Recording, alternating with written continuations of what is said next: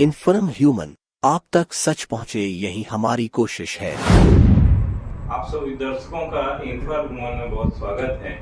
आठपिपलिया विधानसभा क्षेत्र के युवा विधायक मनोज जी चौधरी हमारे साथ हैं। आपका बहुत स्वागत है जी। नमस्कार।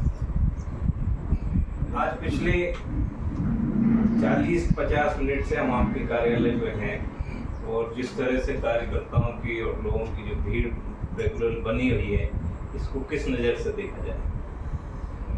ये जो है कार्यालय में सुबह 8:30-9 बजे लगभग अनिवार्य रूप से पूरे 5 साल यहाँ रहता हूँ। जिस दिन अगर मैं देवास में नहीं रहा या क्षेत्र में नहीं रहा, तभी कार्यालय पर मेरी उपस्थिति नहीं, तो पूरे समय यहाँ पर कार्यालय लोगों के लिए खुला हुआ है। और मैं अपने फील्ड में जाने से पहले या दूसरे कामों के लिए जाने से पहले अनिवार्य रूप से कार्यकर्ताओं की बात सुनता हूँ, क्षेत्रवासियों की बात सुनता हूँ। यथासंभव जो भी उनकी समस्याओं का निराकरण हो सकता है वो निराकरण करने का प्रयास करता हूँ। तो ये आज की या इस समय की बात नहीं है, पूरे 5 साल के लिए सतत ये कार्यालय खुला है। रोज की जनसुनवाई कैसे? जी हाँ। कितने घंटे की? ये सुबह 8:30 से 10, 10:30, मतलब 2 घंटे तो लगा ये रहती है। लेकिन हमें अगर कहीं कार्यक्रम कम रहते हैं तो हम ज़्यादा समय भी यहाँ सुनते हैं। बाकी अगर दूर के हमारे क्षेत्रवासी हैं तो उनके लिए उस क्षेत्र में जाते हैं, तब जाकर के उनसे मिल लेते हैं। और जिनको आवश्यक रूप से काम रहता है वो सुबह यहाँ पर आकर उनसे मिलते हैं। और निश्चित रूप से कभी भी उनको निराशा का सामना नहीं करना पड़ता, सदैव उनके लिए हम तैयार रहते हैं। पिछले 5 साल से लगातार जनसुनवाई कर रहे हैं। पिछले जब से हमारा जो है जवाबदारी मिली उसके पहले। लेकिन अभी जैसे जैसे विधानसभा चुनाव करीब आ रहे हैं, आप विवादों में क्यों आते जा रहे हैं? देखिए, ये विधानसभा चुनाव का समय है।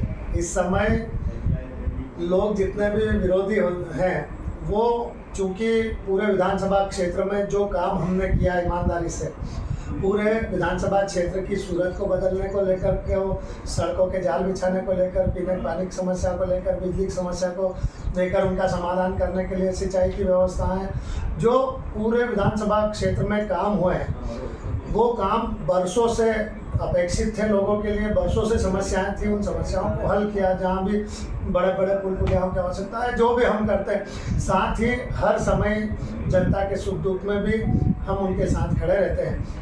और इस वजह से जो भी हमारे विरोधी हैं वो अब बराबरी तो कर नहीं सकते। अब जब बराबरी नहीं कर सकते तो वो कहीं ना कहीं बदनाम करने की साजिश रचते हैं, और उसी साजिश के तहत ये राजनीति का अंग माना जाए। लेकिन मैं मानता हूं कि इतनी अच्छी राजनीति कभी हम नहीं करते जिस तरह से आज की राजनीति में लोग झूठ बोल करके मुझे बदनाम करने का प्रयास करते हैं। लेकिन जनता सब जानती है, मेरा 4 साल का भी कार्यकाल नहीं, ये समझो 2.5 से 3 साल का कार्यकाल रहा। लेकिन इस कार्यकाल में कोई भी व्यक्ति ये नहीं कह सकता कि हमारे बूथ पे, हमारे गाँव में विधायक जी का आना नहीं हुआ, या उनके द्वारा कोई काम नहीं हुआ, या हमारे सुख दुख में नहीं आया, हमारी बात नहीं सुनी गई। ईमानदारी से पूरी लगन मेहनत के साथ काम किया, इसलिए अब कोई बराबरी वाला मामला आता नहीं। किसी का बदनाम करने की साजिश रचते हैं। और ये सिर्फ विरोधियों के अलावा कोई नहीं, आम जनता के बीच जाएंगे तो आपको यथास्थिति पता चले। ज्यादातर साजिश में वो वायरल वीडियो ही वाले मामले ज्यादा आते हैं। कल भी एक वीडियो वायरल हुआ है। कल मैं आपको बता दूं, कल जो वीडियो वायरल हुआ, ऑडियो वायरल हुआ, मैं चूँकि पाटीदार का नाम लिया गया है, पाटीदार, उसके अंदर मैं आपको बता दूं कि पूरा पाटीदार समाज का मुझ पर बहुत स्नेह, बहुत अपार स्नेह, बहुत अपार प्यार है। और मुझे जब भी कहीं उनके बीच में गया हूँ तो मुझे एक परिवार के रूप में, एक बेटे के रूप में, भाई के रूप में सदैव रखा है, और उसी तरह उनका आशीर्वाद रहा। लोग विरोधी ये चाहते हैं कि कैसे उनमें भ्रांति फैले, कैसे मेरी छवि उनके बीच खराब हो, कैसे दूरी बने। और इसी बात को लेकर के 3-4 साल पहले भी, इसी ऑडियो को 3-4 साल पहले भी वायरल किया गया था शुरुआत चुनाव में। तब शायद किसी ने उस पर गौर नहीं किया। फिर 6 महीने पहले भी कुछ मान्यों के साथ जाकर के विरोधियों ने प्रशासन में हुआ ऑडियो दिया था। और उसकी, मैं तो ये कहता हूँ कि उसकी सत्यता को जानना चाहिए।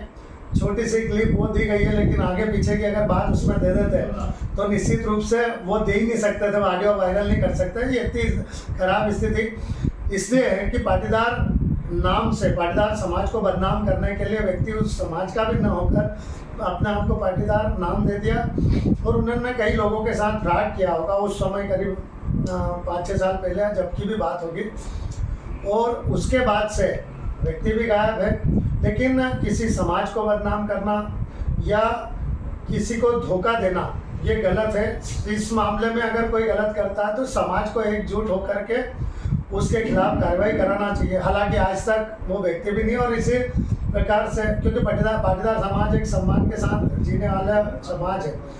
मैंने जीवन में सिर्फ पाटीदार समाज ही नहीं, किसी भी समाज के लिए या किसी समाज के पर्टिकुलर व्यक्ति के लिए कभी जीवन में ना कभी बोला, ना कभी कोई इस तरह की टिप्पणी की कि किसी को भावना आहत हो। पर लोगों ने कैसे दुष्प्रचार हो इन बातों को लेकर के वो काम किया। 4 साल पहले 5 साल पहले भी उसी ऑडियो को वायरल करने का प्रयास किया था जब पहला चुनाव लड़ा होगा, लेकिन जनता ये सब जानती भी है। मेरी सभी समाज के वरिष्ठ जनों से भी इस संबंध में चर्चा हुई है। वो सब भी अच्छी तरह से जानते हैं कि क्या ऐसे लोगों को जवाब देना चाहिए। तो मैं मानता हूं कि बहुत निचले स्तर की राजनीति करना सामने वाले विरोधी करना चाहते हैं, आए दिन कुछ ना कुछ करते रहते हैं। ये जनता अच्छी तरह से समझती है, और निश्चित रूप से ये भ्रांति कभी समाज में नहीं फैलेगी। अभी तक के मामले तो ये आपके जो विरोधी हैं और ये तरह के मामले, लेकिन पब्लिक के बीच से कुछ समस्याएं निकल के आ रही। हाल ही में हमने आपके विधानसभा क्षेत्र का एक गांव है नापाखेड़ी, वहाँ की पुलिया का मामला है। कुछ ग्रामीणों से भी जब हमने मुलाकात की, बातचीत की, तो बहुत नाराजगी सामने आई है। क्या इसकी वास्तविकता है?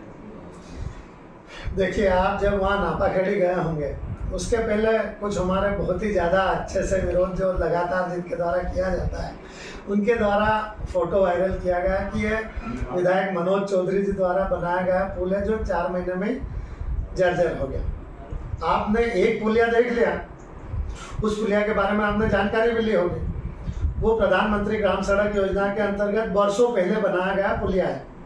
अभी वर्तमान में जिस स्थिति में वो है, जर्जर स्थिति के पहले हमने उसको पत्र लिख करके उस सड़क को भी स्वीकृत करवाया है। अभी स्वीकृति मिली, अभी निर्माण कार्य शुरू नहीं हुआ है। साथ ही उस पुलिया का भी जो नीचे था या जर्जर था, उसको स्वीकृत कराने के लिए हमने प्रस्ताव भी भेजा है। निश्चित रूप से जल्द वो स्वीकृत होकर के आएगा और बढ़िया पुलिया बनेगा।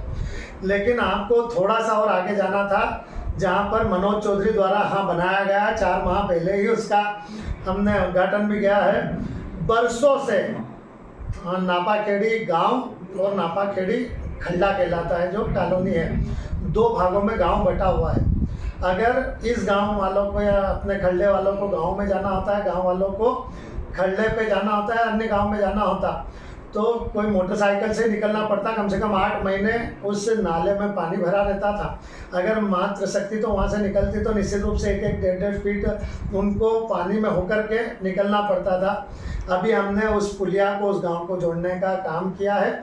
आपसे आमंत्रित करता हूँ आपको कि वहाँ जाकर भी देखें, वो पुलिया हमने बनाई है। दूसरी जिस पुलिया पर आप गए थे, ये PMGSY के अंतर्गत वर्षों पहले बनी थी, और इसकी हमने अभी स्वीकृति के लिए भेज दी है। सड़क भी स्वीकृत करा दी। और नापाखेड़ी में एकमात्र वही नहीं सड़क, नापाखेड़ी पूरा जो पंचायत है, चाहे मेरखेड़ी से उनकी लिंक टूटी हुई थी, अभी मेरखेड़ी के लिए भी हमने सड़क स्वीकृत कराई है, जो काम शुरू होगा।